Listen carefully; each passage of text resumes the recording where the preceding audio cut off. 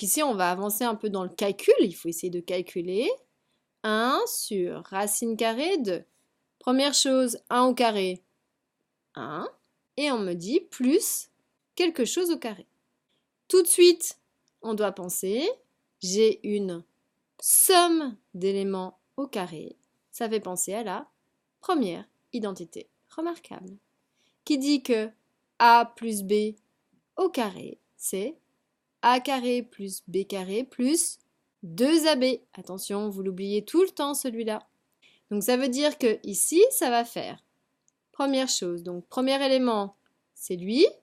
Et l'autre élément, ça va être 1 sur oméga. Donc si j'applique ma formule, ça va faire A carré, donc oméga au carré, plus B carré, donc 1 sur oméga au carré, plus 2 fois A fois B. Alors si vous avez écrit ainsi encore, il y a une erreur. L'erreur, elle est ici, puisque le carré, il est que pour le 1. Or, je veux que tout le B, donc tout ceci soit au carré, donc il faut mettre des parenthèses pour que ce soit juste.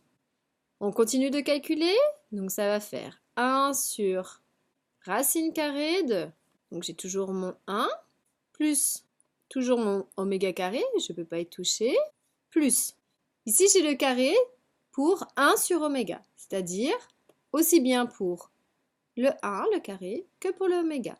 Donc 1 au carré, 1, oméga au carré, et bien oméga carré. Et après on me dit plus, donc j'ai une multiplication ici, je vois que j'ai une fraction, j'ai 1 sur oméga et oméga. Donc ici ça va pouvoir se simplifier, il reste 2 fois 1, donc 2. Et on y est presque. Si on compare avec le but, eh bien j'ai plus qu'à regrouper correctement mes éléments et à les ordonner. Donc on me dit déjà oméga au carré, c'est le premier, plus 1 sur oméga carré. Et puis il y a les deux éléments qui me restent, qui sont 1 plus 2, donc plus 3. Et donc j'ai bien obtenu ce qui m'était demandé, c'est-à-dire de montrer que R de oméga s'écrivait sous cette forme-là. Donc vous voyez, il est important de bien ordonner encore son savoir, de bien connaître ces différentes formules pour pouvoir appliquer sans tricher.